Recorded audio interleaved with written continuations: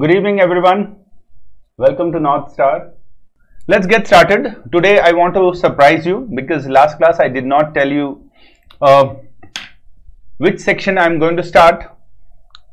So today I'm going to do which section. You have to guess it till the last moment. So today I'm going to start with a practical section because I don't want theory back to back. So I thought let me begin with a practical section so that theory, practical, you are able to manage it quite well. Do not get confused when I start with a different section. It's my responsibility to ensure that any section that I do, it does not create any kind of confusion in your mind. Alright, it does not create any kind of glitch in your learning process. I just try to ensure that learning becomes smoother as much as possible so that you are not very bugged with theory. This is the strategy that I used to use for myself, mixing a practical subject with a theory subject, because if you are reading a lot of theory, how do you start studying? You will sit like this and you will sit with the book like this. Then after some time, the book will go little front, you will go little back.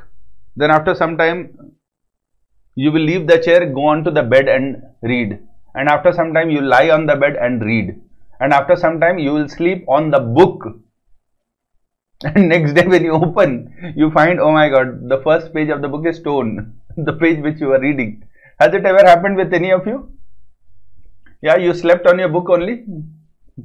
It has happened so many times with me. So many times with me that the page used to tear. Maybe in the dream I must be fighting with somebody and I tore my page. So it always happened with me when I studied theory continuously for long hours. So I had to do something about it. So the best option that I could come up with is mixing theory with practical. And that worked. That worked for me. I'm sure it will work for most of you. So today we are going to start with section E. Alright, what is it? Capital budgeting. We are going to start. But to understand capital budgeting, let me just tell you a brief introduction about it. To understand capital budgeting, we need to touch upon an important concept. What is that important concept? It is called time value of money. Many of you must be aware with this topic, but in the overall interest of everybody, I will have to touch upon time value of money. Is time value of money covered specifically in your syllabus? Answer is specific section is not there for time value of money because it is presumed that you know it. And that's how it is not covered separately in your syllabus. But if I also presume that you know it, then many of you will be missed out from this topic. You will not understand anything in this topic unless you have a good knowledge of time value of money. Assuming that you know nothing and considering how we have always factored it out, that we will start every concept from the very fundamental basics of it, and keeping that spirit alive, I want to go back to time value of money, teach you everything from there, and then we will come back to this topic called capital budgeting. It will make your learning process in capital budgeting much more simpler, easy, and I'm sure you will love it because it's very interesting. It is very practical. It is something that we do in our day-to-day lives.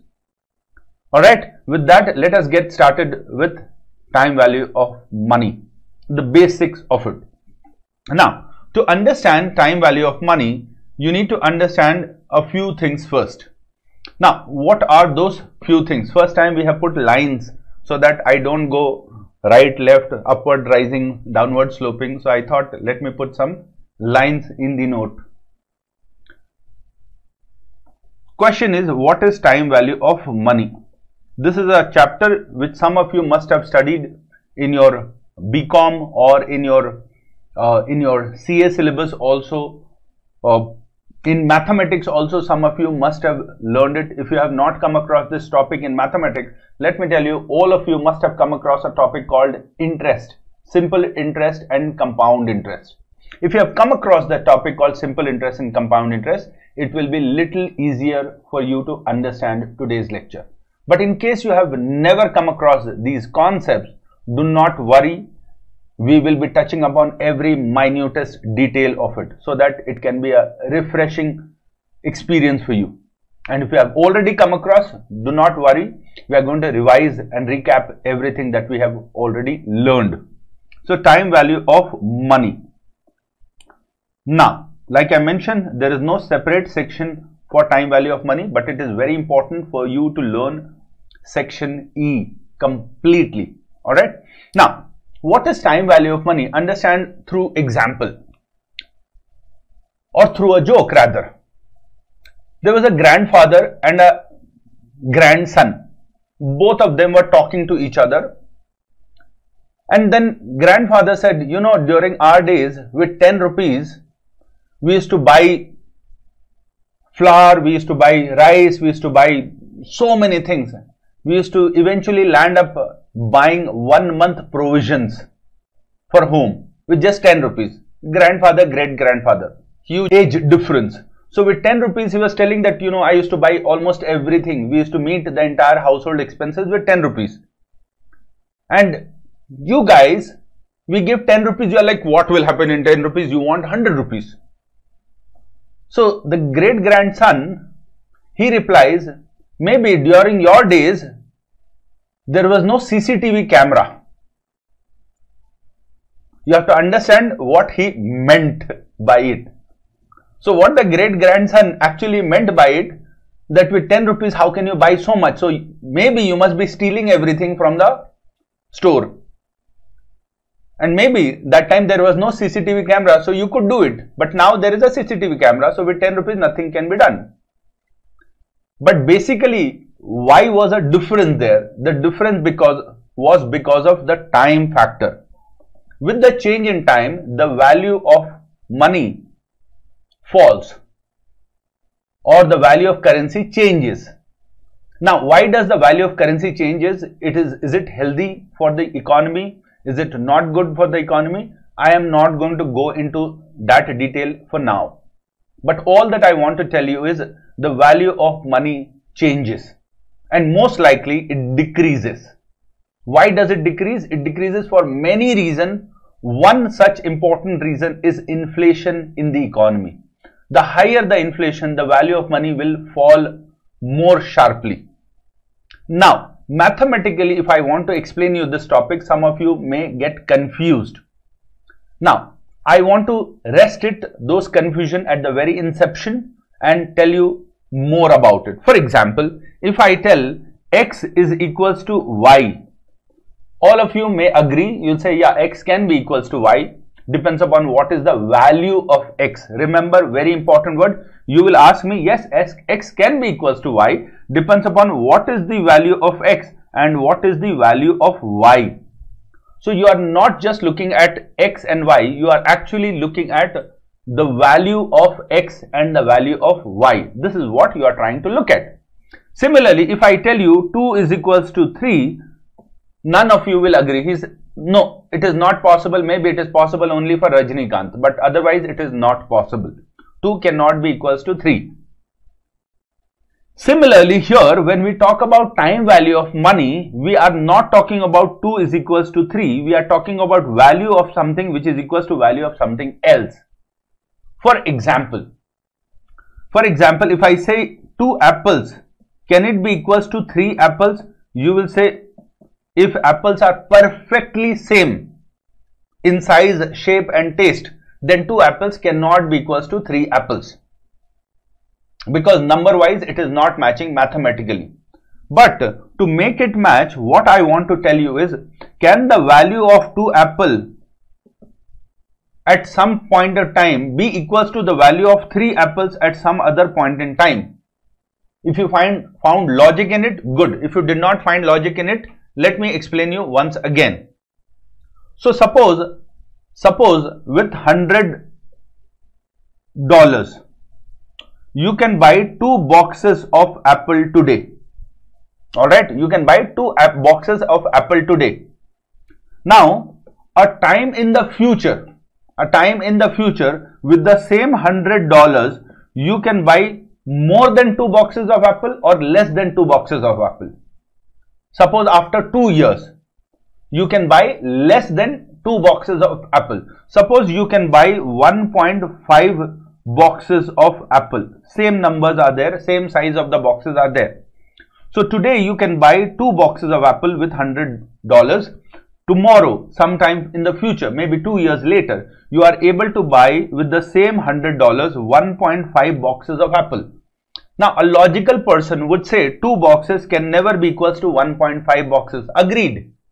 But we are not looking at just the number 2 and 1.5. What we are looking at, what is the value of these 2 boxes today is equals to the value of 1.5 boxes tomorrow. So, first confusion which I do not want is that you look at these 2 numbers and say, hey, how can it be equal?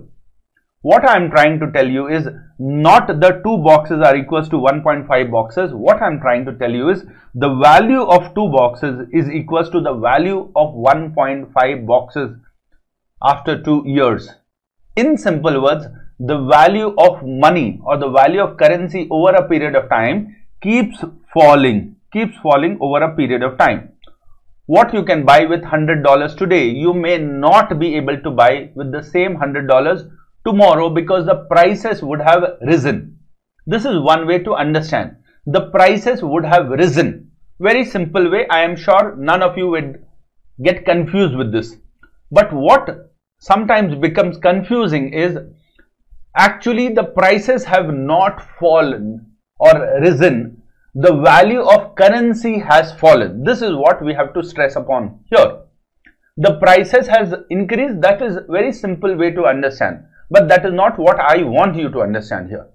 What I want you to understand here is this $100 today is not equals to $100 after some time, after 2 years. Why? Because the value of $100 today is not equals to the value of $100 tomorrow. So if I want to equal or create equality in this inequality, then I can say $100 today is equals to basically $120 tomorrow. In simple words, if with $100 today I can buy 2 boxes of apple, maybe it is just an example. Don't try to correlate this and say no, this is not possible, numbers are not matching. I'm just trying to give an example. So maybe you would say $100 today is equals to 2 apples, and tomorrow in the future $120 will be equals to 2 boxes of apple. So in case you want to buy exactly same quality and quantity of apple, which is 2 boxes, today you need only $100, but tomorrow you would need $120 to buy exactly the same 2 boxes of apple. Now $100, is it equals to $120? Numerically, no. But value wise, is it equals to $120? Answer is 100% yes. And that is why we say x is equals to y. That does not mean x is equals to y. It means value of x is equals to the value of y. Here also $100, value of $100 is equals to value of $120 after 2 years.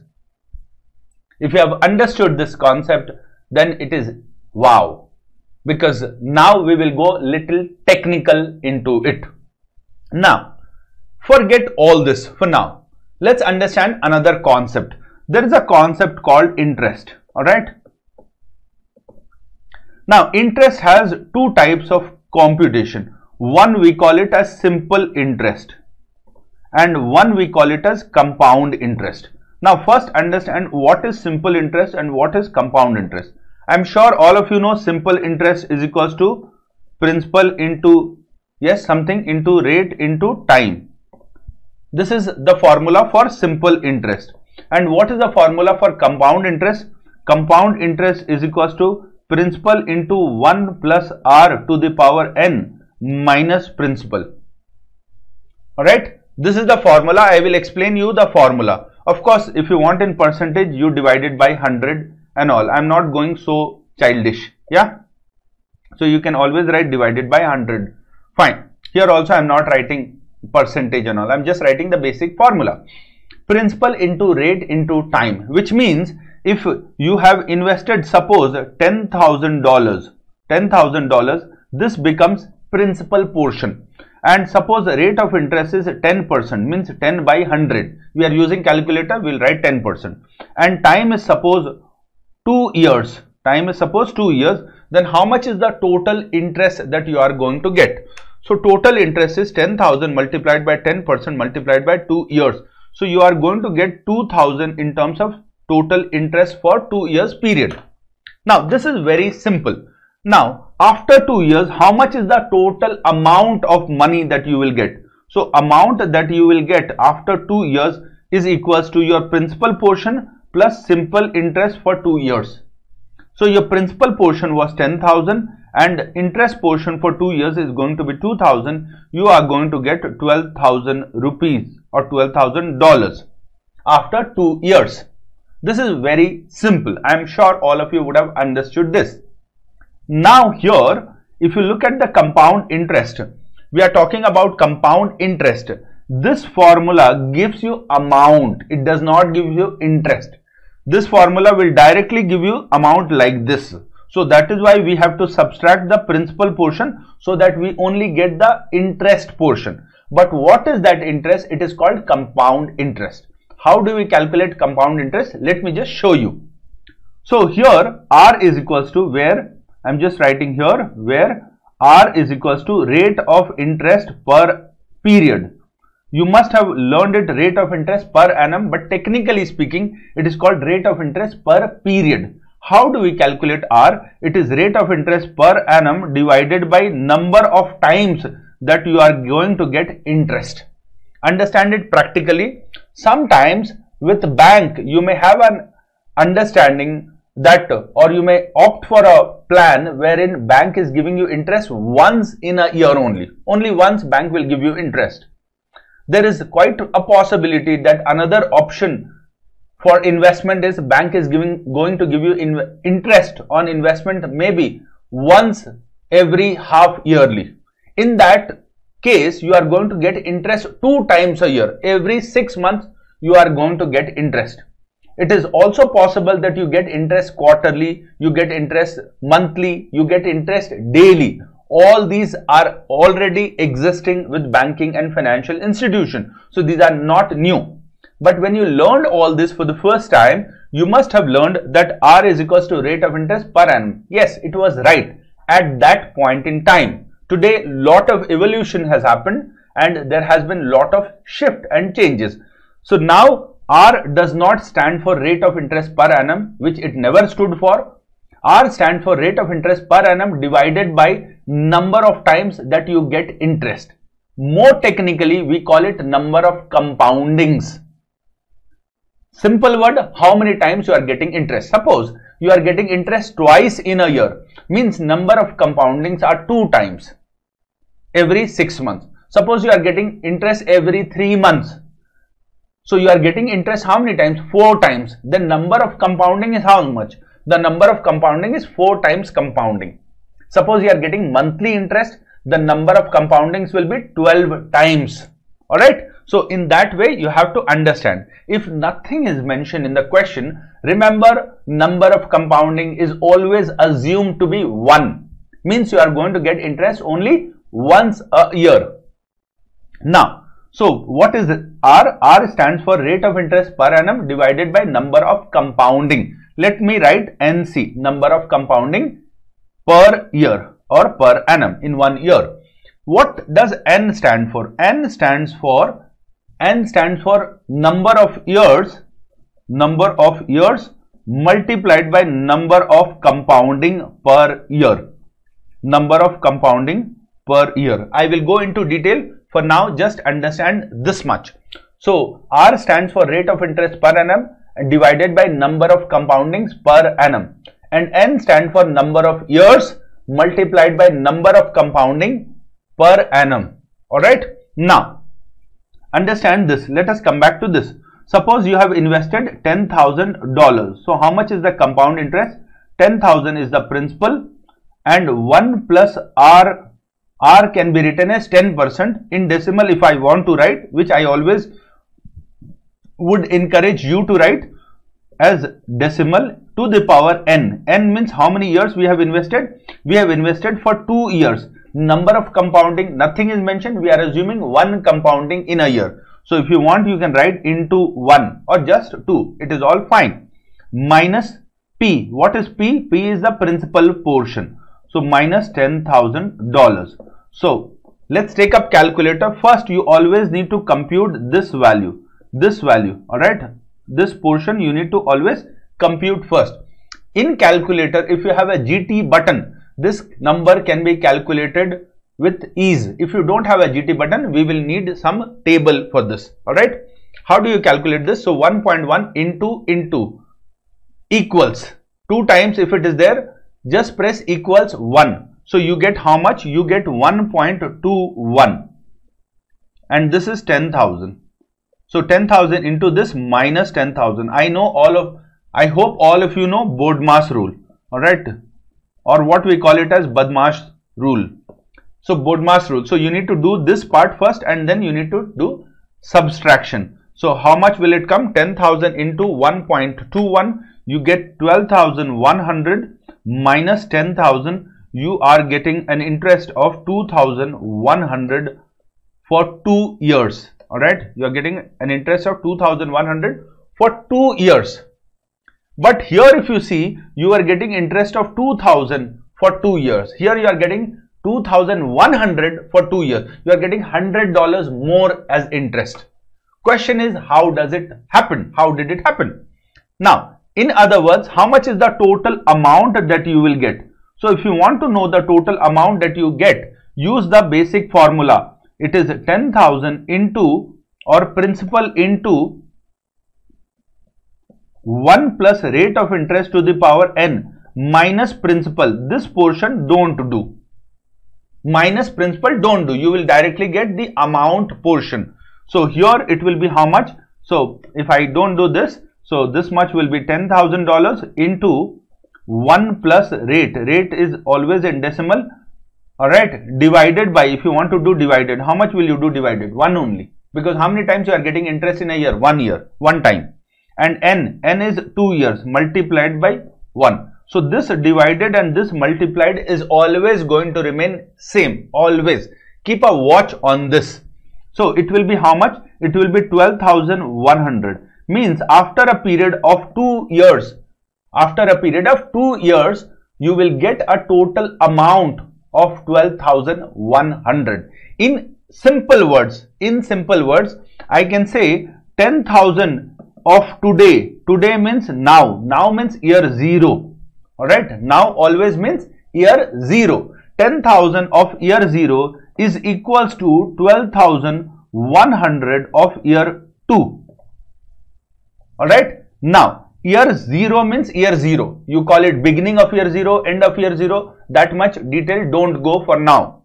But when I say year 1, it means end of year 1. When I say year 2, it means end of year 2. All right. So when will I get this money? End of year 2. Fine. I will go more technical. Slowly I will go very, very technical. I will take you to the level to which you need to know. For now, I am only going to touch upon the basics, fundamentals of it, so that all of us are in the same page. Now, calculator shortcut, I will tell you there are many calculator shortcut. Each calculator shortcut I will tell you, you will become master in this. Now, let me come back to this. How did it happen? So if you look at simple interest, I got interest $10,000 into 10% for first year. Then again I got $10,000 into 10% for second year.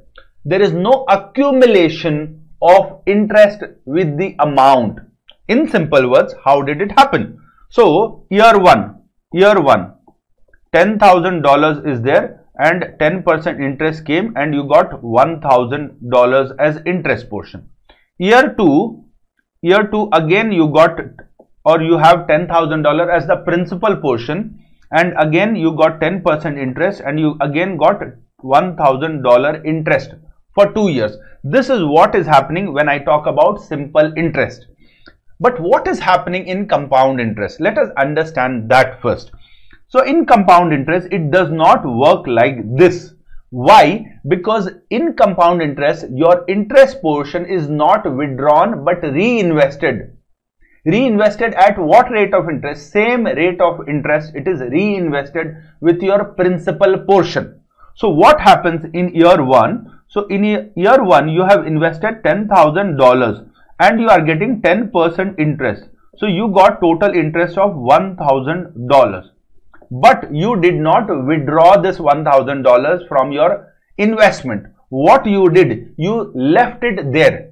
Now, when you left it there, what happened in year 2? Your principal portion was 10,000 plus another 1,000 got added to your principal portion, and total principal portion became $11,000. And you got again 10% interest on $11,000. I will repeat again. In the beginning of year 1, your principal was 10,000. At the end of year 1,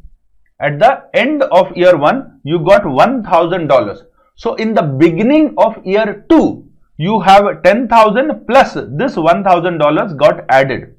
So in the beginning of year 2, you have two amount because you did not withdraw this $1,000. This amount was not withdrawn.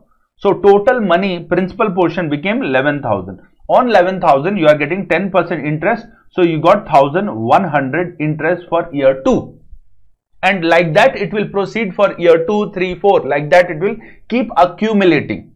And that is why in fixed deposit, you get better rate of interest or better amount of interest. Why? Because in fixed deposit, you are not allowed to withdraw this till the end of the FD tenure. Suppose the FD tenure is 2 years. So 10,000 became 11,000 and you got next year interest on 11,000. That is why your total amount of interest increases in fixed deposit. How much is the total interest that you have got over 2 years period? You have got $2,100 over 2 years period. Now, which is better? Simple interest was better, investing in an investment where you are getting simple interest, or investing in an investment option where you are getting compound interest. Which looks better to you? Simple interest or compound interest? Definitely compound interest was more favorable to me because I got $100 more money in compound interest compared to simple interest. I'm sure all of you have understood this concept. But can there be anything which is more better than just a simple compound interest? Simple compound interest, confusing, than just a compound interest, what we discussed? Yes, there can be a better compound interest investment option. What could be better? Now, here if you understand, we were talking about compounding or how many times interest was given to you. For example, here number of compoundings in a year.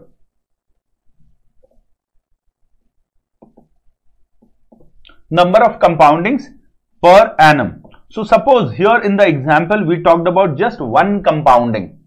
But what if there are two compoundings in a year? Means you are getting interest twice a year. Which is going to be better? Let's calculate it and find out. If you want to calculate in a conventional way, it is going to be very lengthy. It is going to be very lengthy. Year 1, not year 1. First 6 months, next 6 months, next 6 months, next 6 months. Because you are going to get interest 2 times a year. If you are going to get interest once a year, then this is what you are going to get in total. But if you are getting 2 times a year, how can you do it? We can do it like this only. First 6 months, second 6 months, third 6 months, fourth 6 months. Because 4 times you will get interest.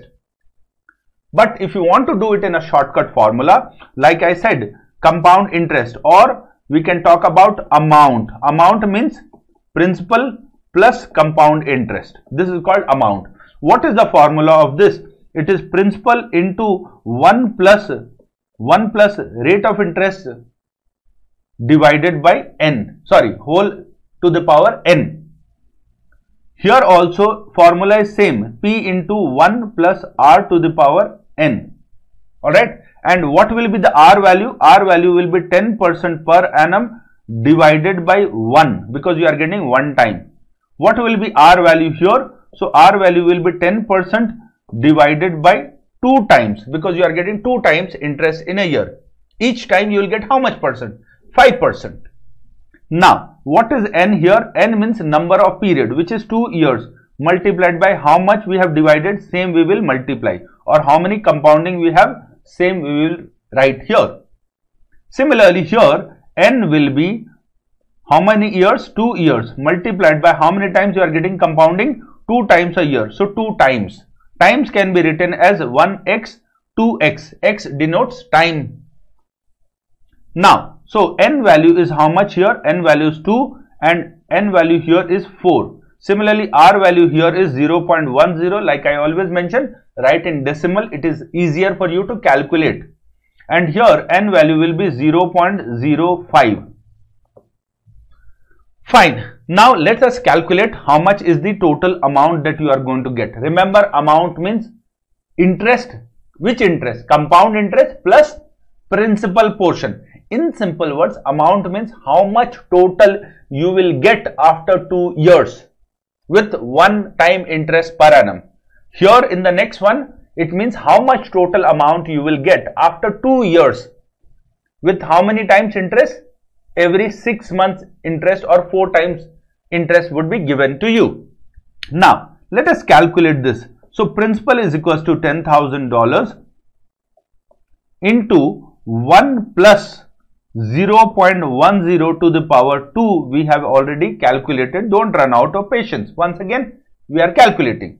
So, 1.10 into in calculator. 1.10 into equals. So, it is becoming 1.21. And this multiplied by 10,000, we are going to get 12,100. Without calculating, you should know that we are going to get more money here, because you are going to get interest 2 times a year. So without calculating only, you should know this amount, whatever is going to come here, it is definitely going to be more than 12,100. That is sure. How? That we are going to see here. So it is $10,000 multiplied by 1 plus 0.05 to the power 4. Yes, how 4? 2 years into 2 times interest. So how much will it come? So it is $10,000 multiplied by, how do you calculate in calculator? This is very important. Remember, here in this question, it is mentioned to the power 4. So how many times will you press equals? Whatever is mentioned to the power 1 time less, you have to press equals. Remember, if it is mentioned 2 to the power 10, then we will press equals 9 times. If it is mentioned 2 to the power 15, we are going to press equals 14 times. Remember this. Alright. So take up calculator, all of you. It will work in all the calculators if you follow my instruction. So 1.05 into. Now how many times you will press equals? 3 times. So 1.05 into equals. How much do you get? So you will get 1.2155. 1.2155. Keep it in minimum 3 decimal, maximum 4 decimal. Don't round off to 2 decimals. 3 minimum, maximum 4 decimals. You round it off. So how much is it coming? 1.2155 multiplied by 10,000. When we do, it comes how much dollars? It comes $12,155. So are you getting more than what you are getting here? Definitely yes, and which we knew about. We knew. So now, first conclusion, I want you to understand that compound interest is always going to give you higher returns compared to simple interest. And that is why simple interest, it is only theoretical study. We don't follow simple interest concepts. Next one, the higher the number of compounding, higher the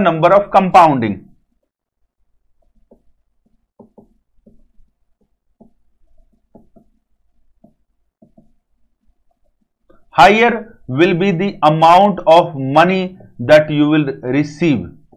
Higher will be the amount of money that you will receive when? in the future, or in simple word, higher will be the returns on investment. Now here we saw we had 2 times compounding in a year. How about if we have 4 times compounding in a year? Will this further increase? Answer is yes, it will further increase. How about you have a monthly compounding? Will it further increase? Answer is yes, it will further increase, certainly. How about you have daily compounding? Is it possible that you have daily compounding? Yes, today everything is possible because all these calculations are not done by human today. All these are done by technologies, and technologies are efficient enough to monitor and compute these numbers, even if it has to be done on a daily basis. Mathematically, using calculator, it may not work. Why? Because imagine if it is happening on a daily basis, then how much will it be? 2 years multiplied by 365 days. It will become 730. And you have to press equals to 729 times. Can you imagine? No, it will not work in calculator. Such kind of questions cannot come for you. What can come is 1 time, 2 times, 4 times, 12 times. That's a general trend. More than that, it cannot be tested for you. It will become a calculating nightmare for you, because imagine it comes as 50 times. Suppose you have to press equals 50, so 49 times. You press 10 times, then forgot how many times you had pressed. Imagine. So it is not going to be so bad for you. It's going to be pretty simple, provided you have understood this. Let me do it for one last time. How much will be the compound interest or the amount portion if we are calculating, or if we are getting compoundings 4 times a year? So how much will it come? I want you to go ahead of me and calculate this. So amount would be my principal into 1 plus r to the power n. Principal is same, $10,000. R is equals to same 10%, but how many times we are getting? So we are getting 4 times. So is equals to 2.50%, or like I mentioned, 0.025. This is a major mistake area. I see people writing 5% as 0.5. 5% is not 0.5, it is 0.05. This is a major mistake. And 0.25% or 2.5% is not 0.25, it is 0.025. So these are very silly mistakes. I don't want you to do these mistakes. Now next is n. N is number of periods. So 2 years multiplied by how many times you are getting compounding? 4 times. So 2 into 4, it will be 8 times compounding, or 8 times will be the period. Not 8 times compounding, 4 times compounding. Here we have got n as 8. Alright. Now, so here principal is $10,000 into 1 plus 0.025 to the power 8. Now quickly tell me how many times we have to press equals here. So we have to press equals 7 times. Take up calculator. 1.025 into equals.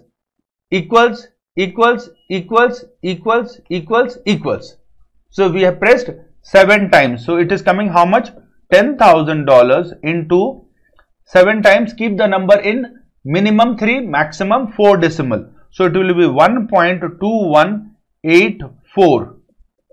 So 1.2184 multiplied by $10,000, it is equals to how much? It is $12,184. So earlier you were getting how much? You were getting $12,155. But now you are getting $12,184. This is more than what you were getting earlier. In terms of interest, if you want to calculate the total amount minus the principal portion what you have invested, that will give you the total interest portion. And how much is the interest that you are earning in simple interest? You are earning only 2,000 as interest in simple interest. You remember here. But in compound interest, it became 2,100 with one compounding. Then with more number of compoundings, this became 2155, the interest portion. With more number of compoundings, it became 2184, only the interest portion. With principal included, it became $12,184 over 2 years period. Interest rate is same, everything is same, only number of compoundings have changed.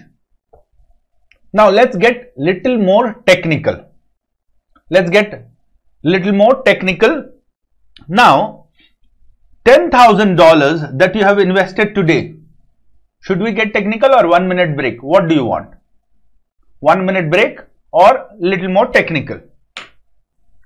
So let's go to technical. Let's go little technical.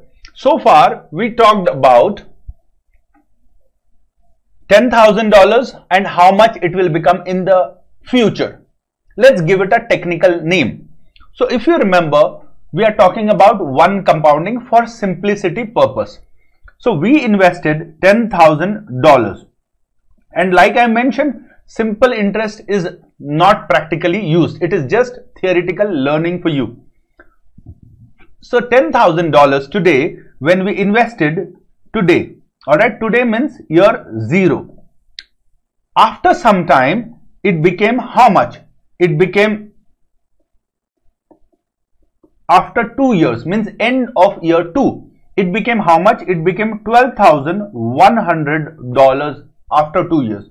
Now let's give it a little technical name. In year 0, whatever I am investing, I call it principal. This is local language what we called it, or in our early days what we called it. Little more technical, we call it present value. We call it present value. And this much money, whatever we are going to get today or tomorrow, we are going to get sometime in the future. When? After the end of 2 years. What do we call this? We call it future value. Popularly, we use a term called PV and FV. Present value and future value. These are the terms that we use it. Now, let's go on to the next step. We wrote a formula. Amount is equals to principal into 1 plus r to the power n. This is the formula we wrote. Now, this amount, when are we going to get? Today or tomorrow? So remember this amount, when are we going to get? Today or tomorrow? So we are going to get tomorrow. So can I say this amount is nothing but future value? So this amount, what we wrote in the compound interest formula, this amount is called future value. And what is this P stands for? P stands for principal portion. Principal portion, can I say principal portion is $10,000? Or can I also say principal portion is nothing but present value of the amount that we are investing? Hear me out once again. Here P stands for principal. Principal means the principal portion or the initial investment that we are doing. Initial investment, when do? We do it in year 0. In year 0, can I call that principal investment as nothing but present value of investment? Answer is yes, we can call it present value of investment. So, if I convert this formula into little more technical and make it at par with what you must call it today, I call this principal as present value. And this portion has a more technical name to it. What is it called? It is called future value interest factor. Understand this? What is this portion called? This portion is called future value interest factor. How to remember all this? That is my part of the problem. You just keep listening to me. So we came up with a formula which is little more advanced and little more sophisticated and technical. So what is the formula? Future value is equals to present value into future value interest factor. If I break it and make it local, what we learned it, this future value is nothing but the amount, and this present value is nothing but principal, and this future value interest factor is nothing but 1 plus r to the power n. This is what we have been calling it. So it is nothing new, nothing out of the box, just terminologies are changing. That's it. No change otherwise. So continuing with this formula, let's call it as equation 1. Don't try to memorize it. I will make you memorize it. But first, let us understand this. Now, continuing with this formula, another thing you have to understand. Suppose this amount is going to be more than 10,000 or less than 10,000. All of you would agree that this will be more than 10,000. All of you agreed? Yes. So now you tell me mathematically, how much should I multiply here this value or future value interest factor? This, when I am multiplying, this value should be more than 1 or can be more or may be more or can be less also. Or it should always be more than 1. So remember, if this number has to be more than 10,000, then this number always has to be more than 1. Then only this total amount is going to be more than 10,000. Otherwise, it will become equal to or less than, but it will never become more than. And that is why, if you remember, this value was 1.21. In simple words, first inference, what I want you to understand is future value interest factor is equals to 1 plus r to the power n. And this value will always be more than 1. Why is it important that you know that this value will be more than 1? Because in exam it will not tell you that look, this is future value interest factor. It will just give you one value and it will not tell you what is this value, because there is so many other concepts, other terms that we will learn. For example, present value interest factor, future value interest factor annuity, present value interest factor annuity, so many other terms also we will learn.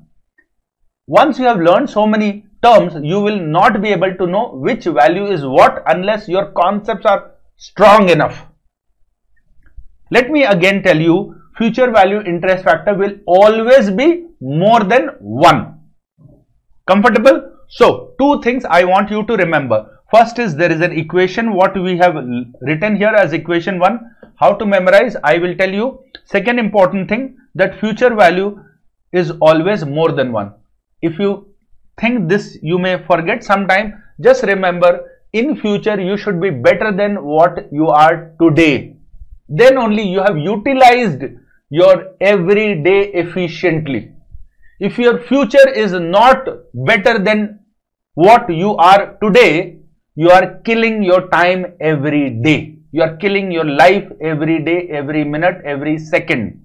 So your future should always be better. Your tomorrow should always be better than your today. Alright. So remember, your future will always be better than today. It should always be more than what you have today. There is a saying, if I am born empty-handed, it's fine. But if I lived empty-handed all my life, I did not do things in the right fashion.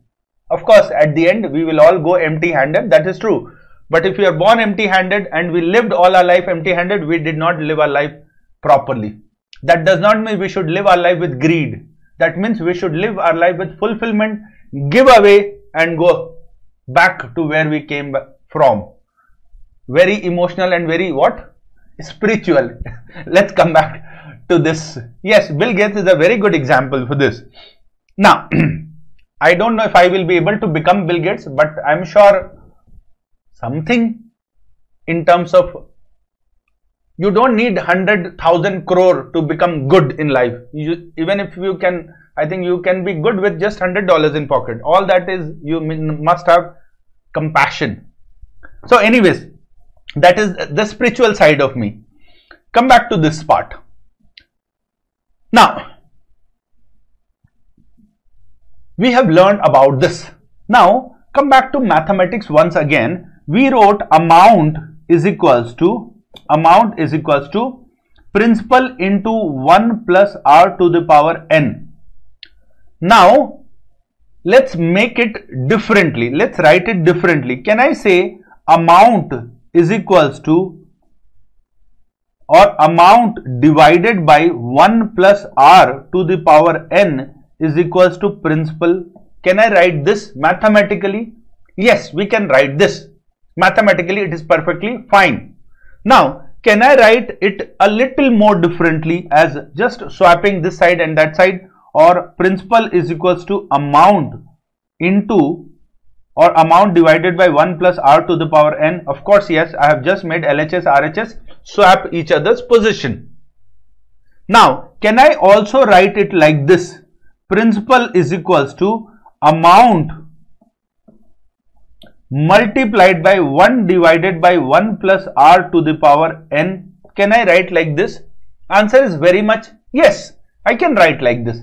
Now, understand this. 1 divided by 1 plus r to the power n in more technical language is called present value interest factor.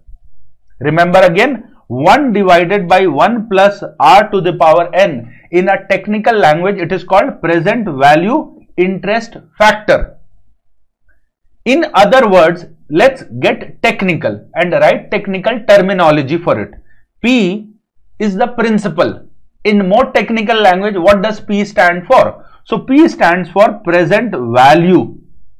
More technical language, amount stands for future value.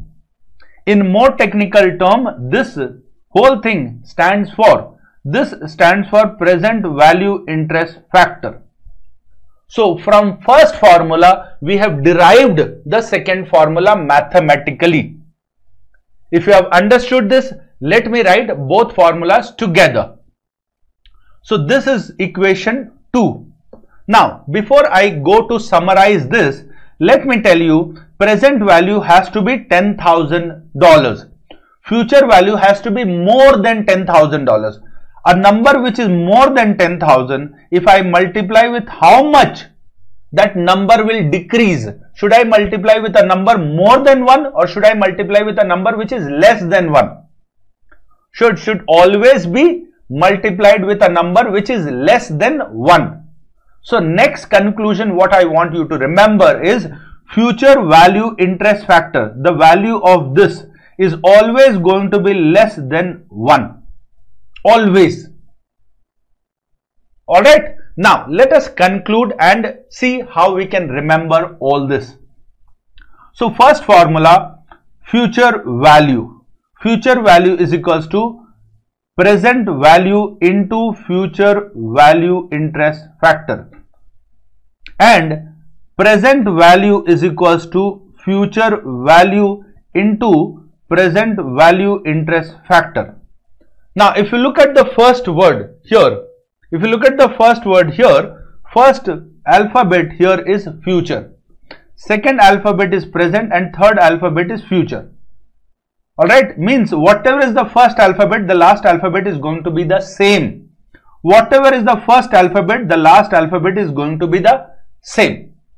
Remember like this, if I am talking about future value, it will be multiplied with future value interest factor. If I am talking about present value, it will be multiplied with present value interest factor. And future, present, future. Present, future, present. It's like in, out, in, out, something like that. Yeah, all of us have played that game. You remember in, out? Yeah, something like that. So future, present, future. If the first word is present, present, future, present. Fine. So like that you have to remember, this is my equation 1 and this is my equation 2. Let us take some questions on the basis of what we have learned so far. I will repeat again. Future value interest factor, the value will always be more than 1. Present value interest factor, the value will always be less than 1. One important point before we go into the questions is, if you know future value, or future value is equals to present value into future value interest factor. Again I am repeating, little conceptual you have to go. So can I say future value divided by future value interest factor is equals to present value. Can I say this? Looks cool? Now, next, can I just swap left and right? I am just swapping. So I am writing present value is equals to this part I am writing on the other side, right hand side. Future value divided by future value interest factor. One last time I want to write it as present value is equals to future value into 1 divided by future value interest factor. Last, present value is equals to future value into, if nothing is there to the power, we can always write to the power 1. If nothing is there, we can always write to the power 1. If nothing is there, we can always write to the power 1. Alright. So here nothing is mentioned. Can we write to the power 1? Answer is yes.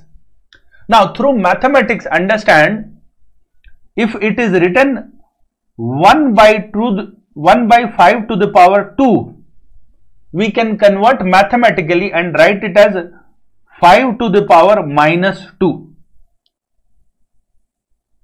I hope you know this. If you don't know this, okay, it's okay, just learn now. So if it is written 1 divided by 5 to the power 2, mathematically we can also write is equals to the 5 to the power minus 2. Or in other words, if it is written 1 divided by 10 to the power 6, then mathematically this is equals to 10 to the power minus 6. Alright. Now, so can I write it as future value interest factor to the power minus 1? Answer is yes.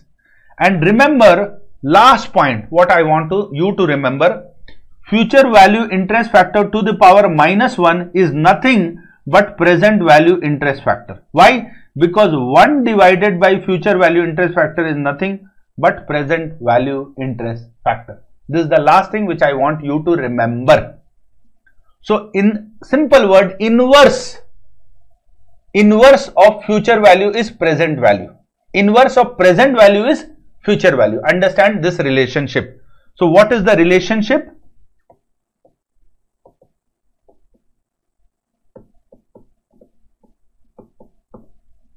Present value interest factor and future value interest factor. What is the relationship? Present value interest factor is equals to inverse of future value interest factor, and future value interest factor is equals to 1 divided by present value interest factor. It is just inverse of each other. Fine. Now, why did I tell you all this? Because I am going to use all this everywhere. Alright. Present value interest factor value will always be less than 1, and this value will always be more than 1. Always. Naturally, if you divide 1 with a number which is greater than 1, the value will always be less than 1. Naturally, common sense. If you divide 1 with a number which is lesser than 1, the value automatically will be more than 1. I hope this much all of you have understood.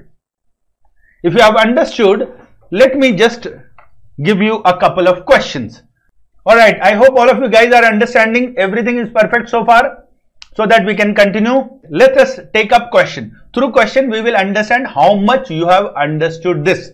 Then we will go to another concept. Now, suppose you have invested 10,000. Let's take one first question. You have invested question 1. Investment. You have to go ahead of me. Investment is how much? It is $10,000. And what is the rate of interest? So rate of interest is 8%. And you have invested for 3 years. So time is 3 years. Tell me how much will be the amount of money that you are going to get after 3 years. What is the number of compounding? Nothing is mentioned. How much will you assume? 1 time only. That is the number of compounding. Now you tell me how much is the future value. I don't want you to write like basics what we have learned. I want you to use the word future value. So we want to calculate which value. Remember, sometime this confusion will be there. Remember, you have invested this money when you have invested in year 0, and year 0 whatever you do, that is called present value. So present value is already given. Then what must the question be asking you? Of course, future value. So first we know future value is equals to present value into future value interest factor. How do we write? We write period 3 and 10%. Alright, you can write opposite also, anything is okay. 10% comma 3 years. This is how it is written. Now how much is the present value? $10,000 multiplied by future value interest factor. How to calculate in calculator? 1.08 into. How many times will you press? 2 times, because it is 3 period. Yes, equals. So you get 1.2597. 1.2597 multiplied by 10,000. You get 12,597. So this is the amount of money that you received. Awesome, guys. Anyone who could not solve this? Let's go to the next question. Question number 2.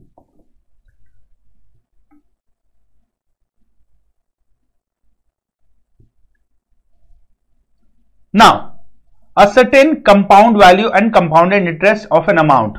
Let's make it simple. You have invested how much money? So you have invested $75,000. $75,000 you have invested, and rate of interest is 10%. And this is semi-annually. You are going to get interest semi-annually. Last is, what is the time period? So time period is mentioned as 5 years. 5 years. You need to calculate how much amount of money you are going to get after 5 years. Go ahead of me and compute it. So we need which value? Present value or future value? We have invested today. Today means year 0 we have invested. Means now. This is present value. So we need future value. So future value is equals to present value into, this is FPF. So future value interest factor. How much? How much? You have to write clearly. It is 5% and 10 periods. So it will be 10 and 5%. Fine.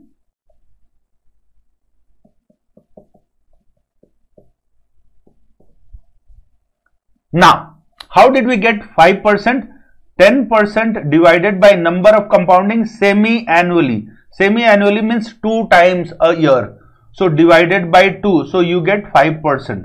Time period is 5 multiplied by 2. So you get 10 times. Alright. Now we have to calculate how much is the present value. $75,000.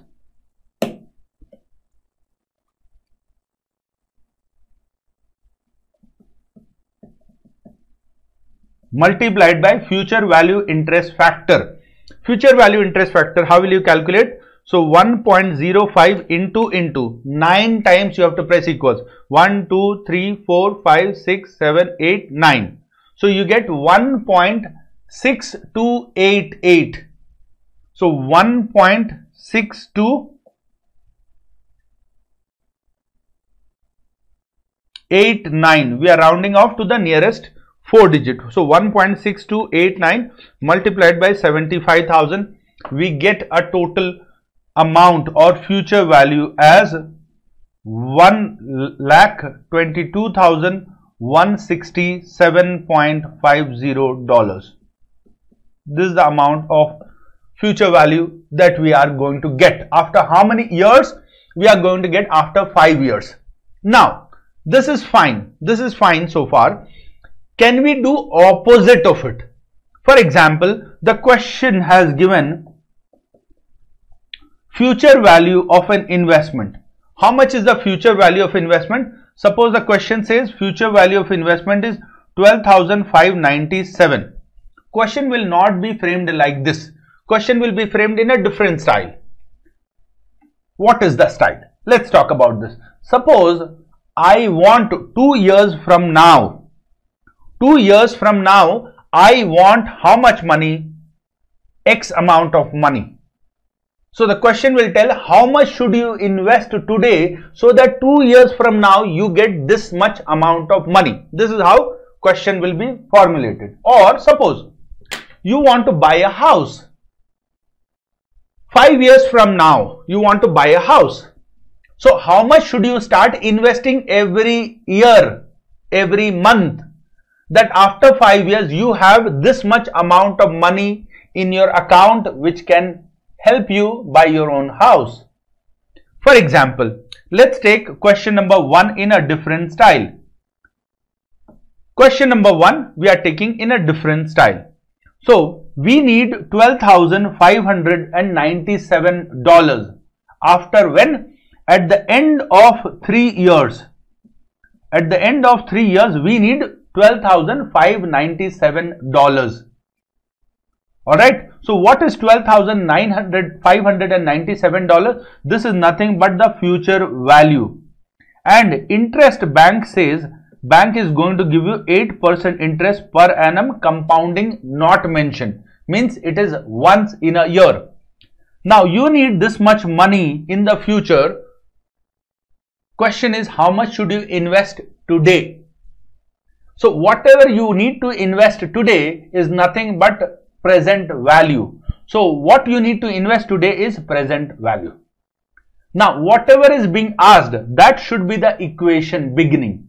If the question was asking compute future value, then future value is equals to, you put the formula like this. If the question is asking you to calculate present value, formula should be present value is equals to this. Sir, I can convert future value formula into present. Why to do so much? When you can go simple, don't make complicated calculation. When you have option to make it simple. Now, so I am not going to make this, but for learning purpose, I am going to teach you both the ways. Now, first let's go simple. Present value is equals to future value into, first is P, last will also be P, into present value interest factor. This is the formula. All of us know.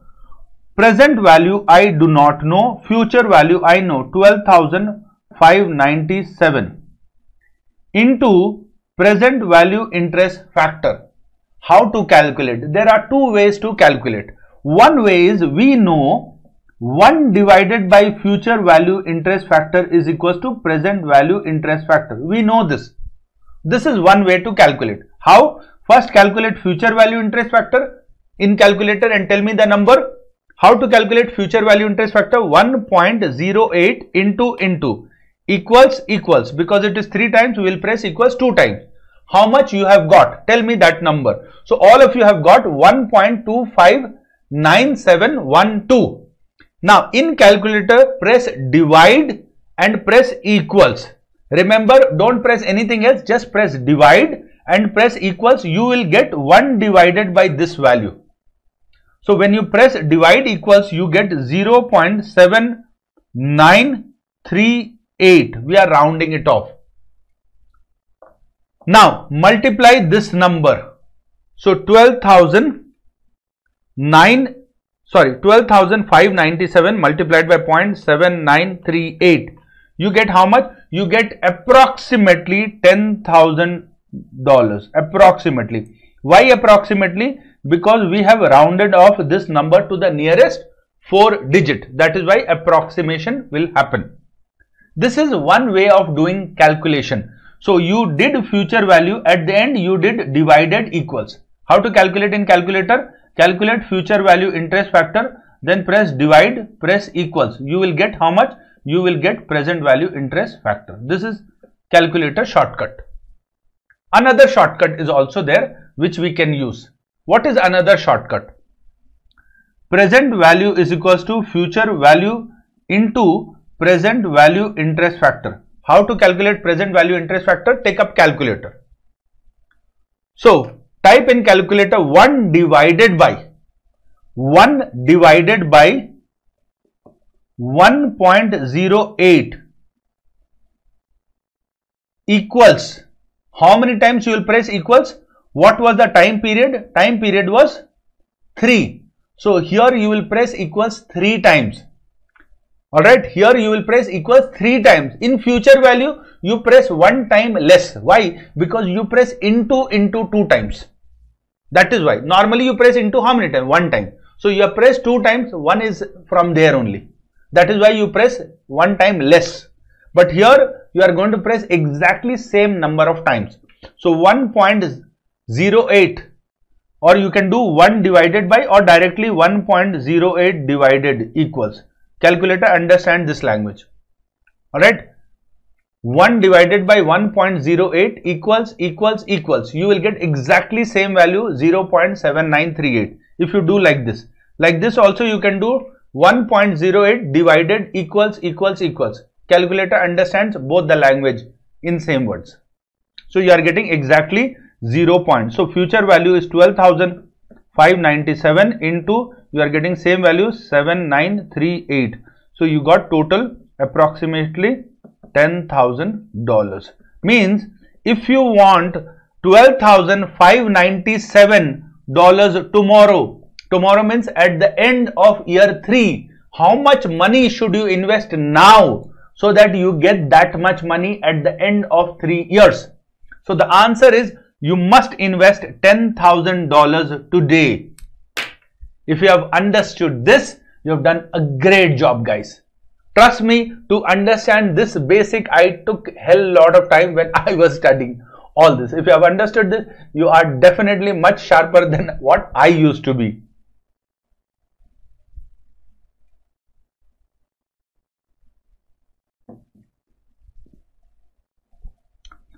There are a lot of functions which will not work in every calculator, and that is why I keep advising all of you to buy this calculator.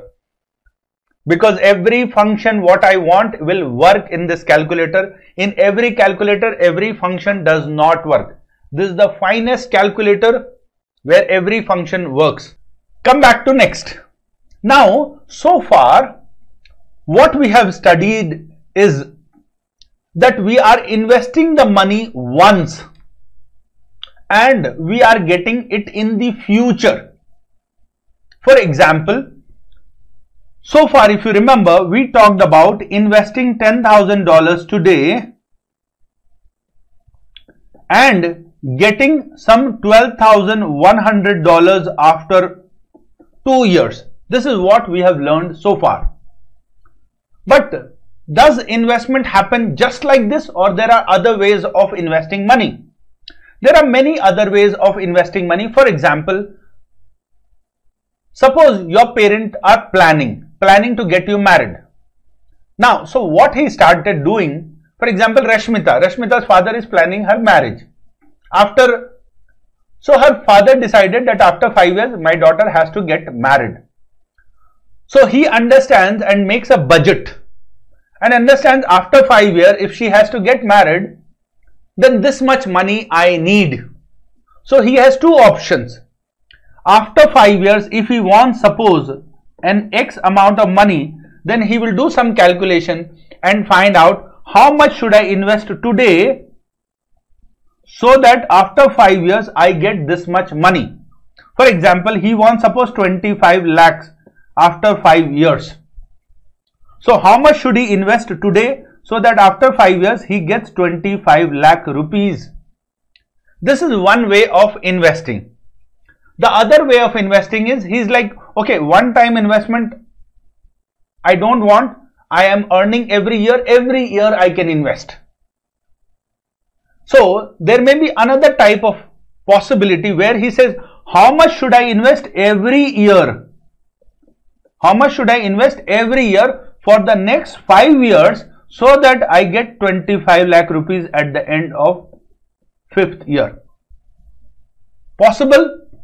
Now, what is this kind of investment? How do we calculate this?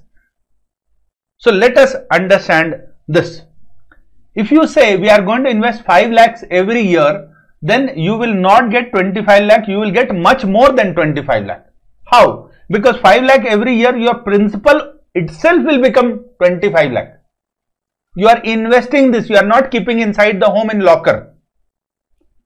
So bank will give you certain interest on investment. So if you invest 5 lakh every year, 25 lakh will only be your core principal portion. On that, interest also has to come. How does it work? Let us understand this. Suppose 10,000 you invested in year 1. We are taking the same example. 10,000 you invested in year 1. So how much interest you are going to get? Suppose rate of interest is 10%. You are going to get how much interest? You are going to get 1,000 interest in first year. Alright. Now in year 2, what is happening is 10,000 was your investment of year 1 plus interest what you have got at the end of year 1, total has become $11,000. Now next is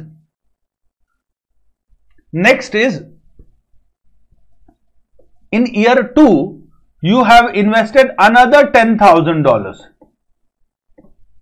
So total principal portion at the beginning of year 1 has become 10,000 of year 1 and interest of year 1, $11,000 from year 1 is coming, plus $10,000 of year 2 has happened. So how much is the total principal portion in year 2? Principal portion is becoming $21,000. And now you are going to get interest at the rate of 10% for year 2. So your total interest only for year 2 would become 2,100. Now suppose you want to continue like this for the next 5 years, 6 years, whatever. So whatsoever years you continue, your principal portion will be equals to whatever is the amount you are investing every year multiplied by that many years. For example, let's restrict ourselves to 2 years here. So your principal portion will be 10,000 in year 1 plus 10,000 in year 2, or you invested it 2 times over 2 years period, plus the interest portion of year 1 which is 1,000 plus the interest portion of year 2, 2,100. So total amount of money that you are going to get is 10,000 into 2 plus 1,000 plus 2,100. So you are going to get 23,100 after year 2 or end of year 2. This is the amount of money that you are going to get. Now the question is, how do we calculate this using a formula? And what do we call it in financial terminology?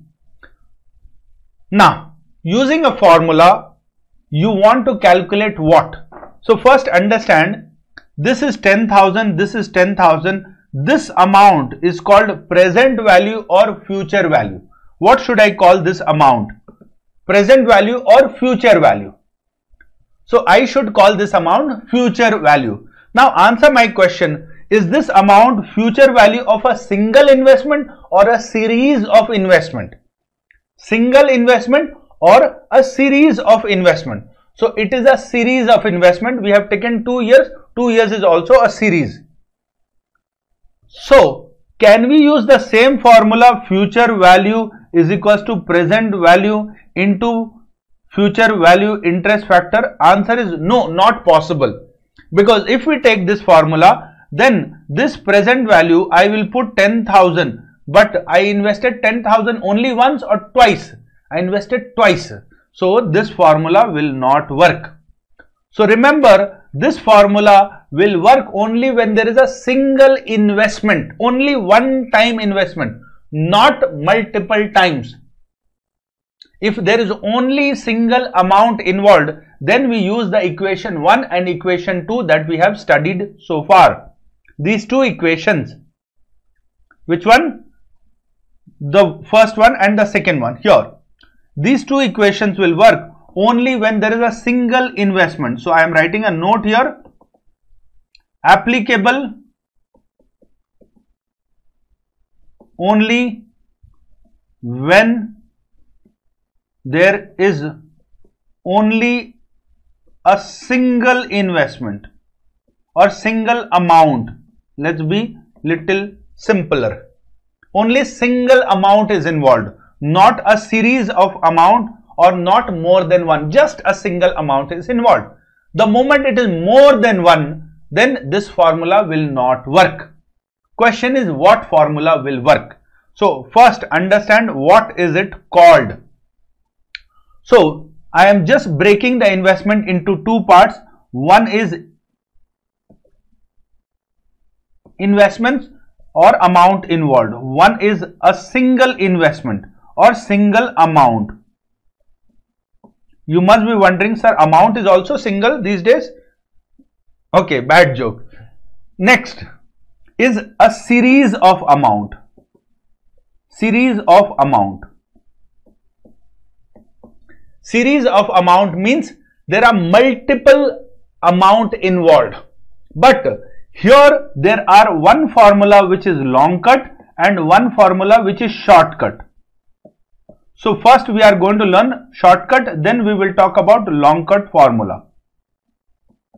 Now, to understand a shortcut and a long cut formula, we need to first understand what is the pattern of that series. Shortcut formula can work only if the series of investment has a particular pattern. What should be that pattern? First, shortcut formula will work only if the amount involved is same, not similar.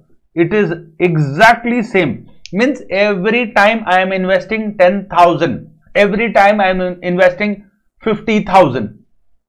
Amount involved should be same or amount invested should be exactly same.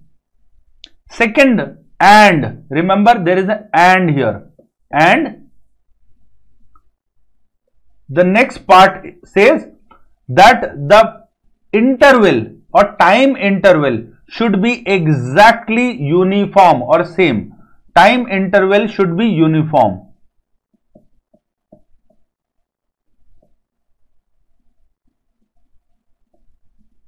Uniform may confuse you, so I am using the word exactly same. Time interval should be same and amount involved should be same. For example, EMI. Alright, for example, EMI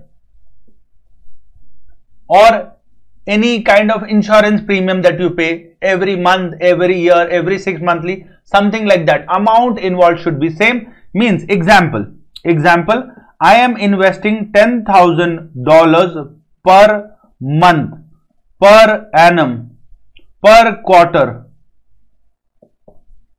Alright, 10,000 is same every time he is investing 10,000 and every time within a interval of 1 month or 1 year interval or 1 quarter interval, this amount is getting invested. Then only this shortcut formula will work. Now, if the amount involved is same and if the time interval is also same, I call it by a name, by a technical name. What do I call it? I call it annuity. So remember, if the amount involved is same, exactly same, and the time pattern or the time interval is exactly the same, I can call it annuity. If the amount involved is not same or the time interval is not same, then I cannot call it annuity. And in that case, I cannot use a shortcut formula. I have to go long cut to compute the same thing. If it is sounding complicated, do not worry. Give me some time and I will explain you in detail once again. Hear me out once again here. I can use shortcut formula or long cut formula when the amount involved has a series of payments or series of amount is involved. If the series has a pattern Pattern means every month, every year, every quarter, every half yearly. These are pattern for the next 5 years, next 10 years. Second part of the pattern is the amount should be constant and same, uniform over a period of time that we are talking about. Then in that case, we can use a shortcut formula. We call it as annuity. In that case, we call it as annuity. In simple word, I can call it annuity if it satisfied both these options or both these conditions. If it does not satisfy any of the condition, either both or any one, it does not satisfy, then I cannot call it annuity. I have to do long cut formula to calculate. Calculate what? Anything that you want to calculate, whether future value or present value. If you have understood this, let us take one example. For example, here we are talking about investing money. Investing money where? Investing $10,000 every year for the next 2 years. Alright, $10,000 every year for the next 2 years.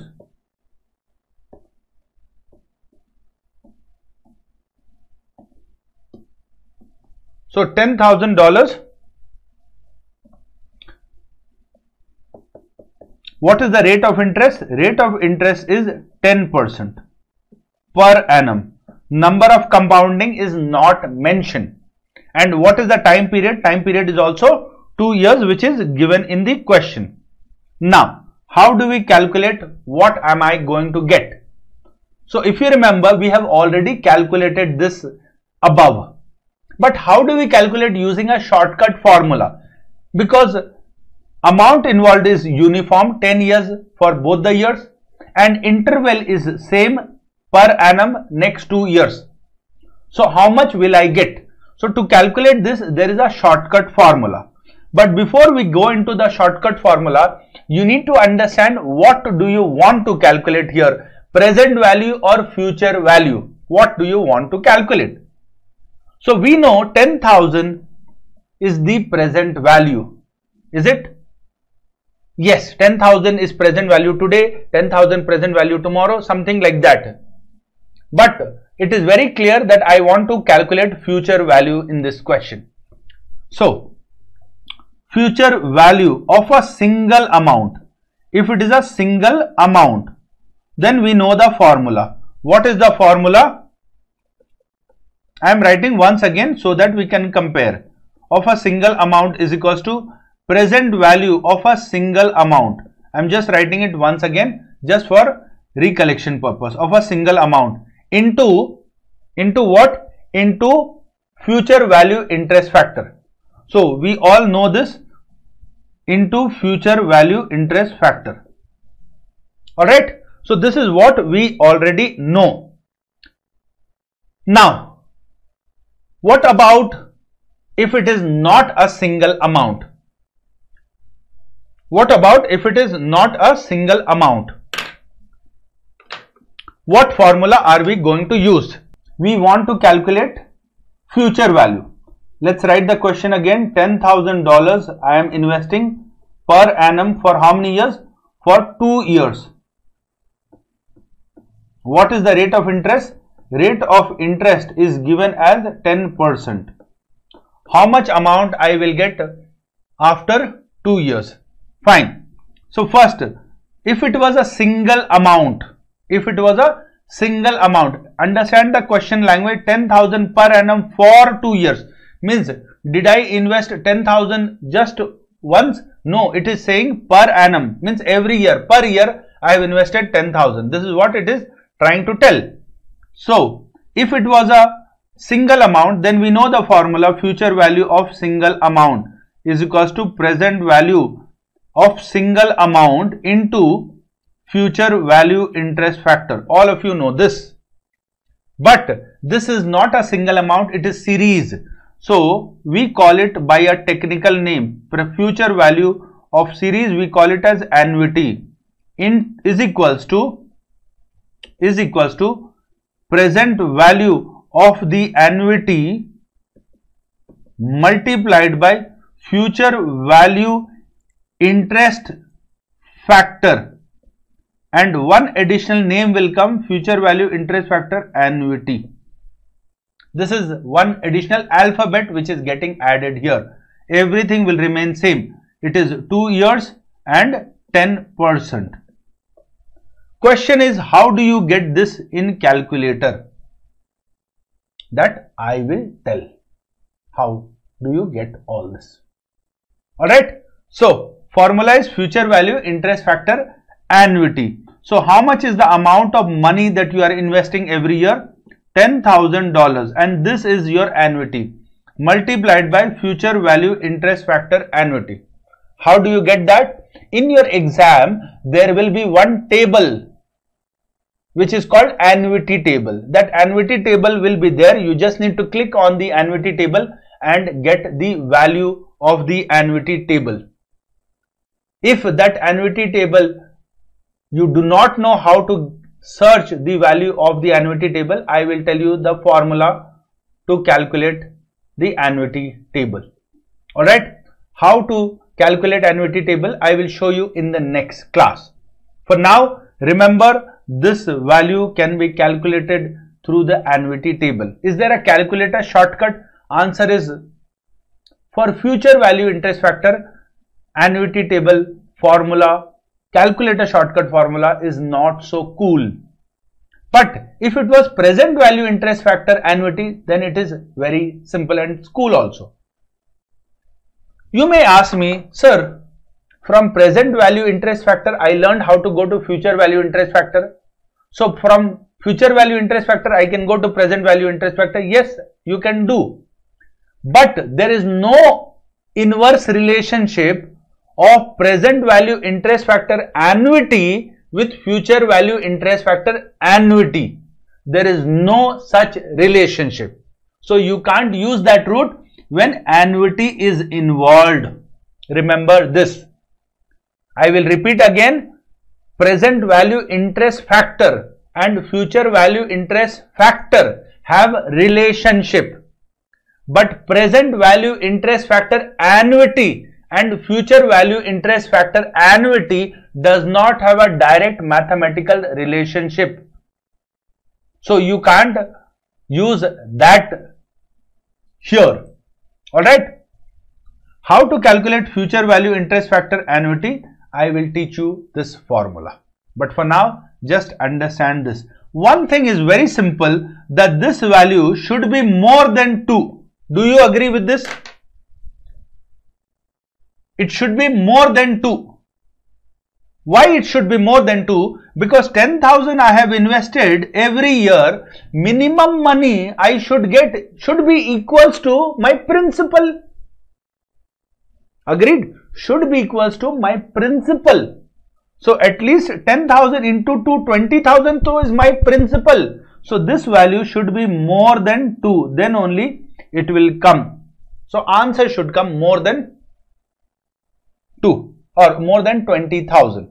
If you want to calculate how to get this value, first let me teach you mathematical way of getting these values. Alright. Now, I am just rubbing this calculation part. We will take care tomorrow. Next way is, next formula what you need to understand is, annuity can be used when another thing is there, when you need to calculate present value of an annuity. Practically, when are these used in real life? I will tell you when are these used in real life. For example, we want to plan for our future. Alright. Now, suppose in the future we need to, or we need some money. How much money we need? Let's take 25 lakh we need. After how many years? After 10 years. Suppose 25 lakh rupees we need after 10 years. How do you frame a question? So it can be, how much money should I invest? I invest every year. Remember, not one time, every year for the next 10 years. Every year for the next 10 years so that we get 25 lakh rupees at the end of 10th year. Understand again question. I'm just telling you where is it practically used. How much should I invest every year for the next 10 years so that at the end of 10th year I get 25 lakh rupees. This is where this future value will be used. Alright. Now, what is this 25 lakh? This is present value or future value. So this 25 lakhs we need in the future. So this is future value. Now this is future value of a single amount or this is future value of the annuity. So this is future value of the annuity because the question says every year I have to invest. So we will use the formula future value of an annuity is equals to present value of the annuity multiplied by this is F. So this will also be F, future value interest factor, but this is annuity. So here annuity word will come. Now what amount that you will get here, it means that is the amount that you will invest every year. Whatever amount that you will get here, this number into this. So forget about this. This we will see in table, and calculator shortcut also I will tell. Not shortcut but calculator formula also I will tell. So whatever you will get, that is the amount that you will be investing every year for the next 10 years, and you will get how much money? 25 lakh in the future. When? After 10 years. If you have understood this, awesome guys. Let me tell you the last point of this topic. What is the last point? Suppose you have started a business. Alright, you have started a business and you are going to get, suppose 1 lakh rupees or dollars every year. You are going to get 1 lakh dollars every year for the next 10 years or next 5 years, whatever. You have invested some money and you are going to get $100,000 for the next 5 years. In today's term, how much will be the value of this money? Today's term. In other words, if you get the entire money, not over the next 5 years, but right now, how much will the amount be? Or how much will its value be?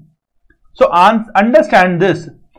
100,000 you are going to get every year. Year 1, year 2, year 3, year 4 and year 5. Means in total you are going to get 500,000 in the future. This 500,000 in the future, what you are going to get in today's value, it should be more than 500,000 or less than 500,000. First you tell me this. Should be more than 500,000 or it should be less than 500,000. So remember year 0 and this is year 1 to 5. In year 1 to 5 it is 500,000. Right now it should be less than 500,000. Very good guys.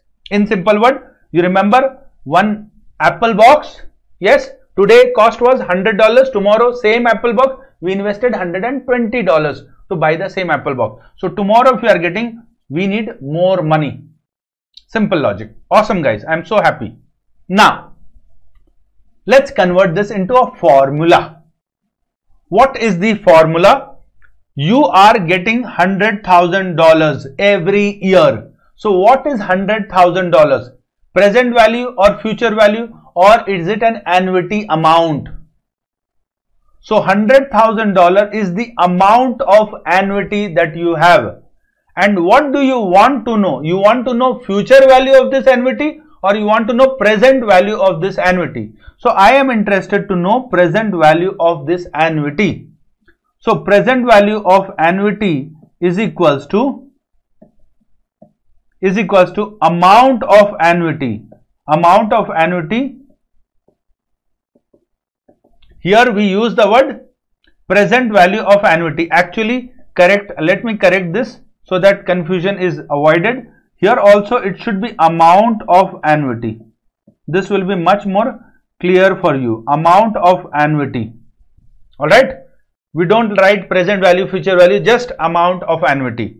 Amount of annuity multiplied by this was present value. So it will be present value interest factor annuity. One new word alphabet will get added. Now, you may ask me, why am I doing this?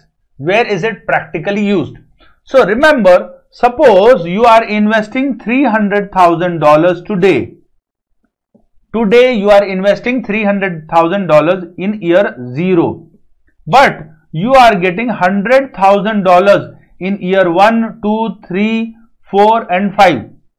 You are investing 300,000 today, you are getting how much total? 500,000 over a period of how many years? Over a period of 5 years. You are interested to know, is it worth investing when inflation is this much in the country? Why are you so worried? Because you are investing 300,000 today. In number terms, you are going to get 500,000. A normal guy will say, oh my God, you had a 200,000 profit. A normal guy will say. But a smart guy will not tell you this. A smart guy will tell you something else. He will say, you have invested 300,000 when? You will say in year 0. But you are going to get 500,000 in which year? You said year 1 to year 5. So he said this value of year 1 to year 5 you need to convert into same level playing field value. Which year is the base year? Year 0. So convert this value into year 0 value. And when we convert this value into year 0 value, we call it present value. And since this was an annuity, we call it present value of annuity. Means which value? This year was year 0. We are converting this amount also to year 0 value. Understand again, we are converting this amount also to year 0 value. Suppose by converting this amount into year 0 value, this amount came 380,000. Suppose. Then net in real value terms, you are earning a profit of 200,000 or you are earning a profit of only 80,000 in real value terms. So in real value terms, considering inflation and time value of money, net in your pocket is going to come only 80,000 rupees. Rest will all be eaten by inflation and other factors. In real terms, you will get only $80,000 in your pocket as your profit. That is why I am interested to convert this into same year as base. This is what we do. And if you have understood this formula, I have already told you, present value of annuity is equals to amount of annuity into present value interest factor. Let me just summarize both the formula. Present value is of annuity is equals to amount of annuity into present value interest factor annuity. Alright, I am putting annuity in bracket to get highlighted. If it is present value of a single amount, then it is present value of, future value of a single amount into present value interest factor. If I am talking about future value of an annuity, formula is amount of annuity into future value interest factor annuity. If I am talking future value of a single amount.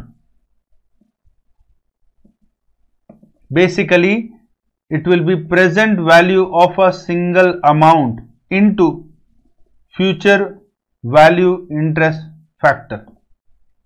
And two important points: present value interest factor is equals to 1 divided by future value interest factor. Present value interest factor annuity is equals to 1 divided by future value interest factor annuity. True or not true? Answer is not true. This is not equals to. Alright, with that we have come to an end of today's session. Alright guys, with that let's wrap up today's class. Bye bye, take care.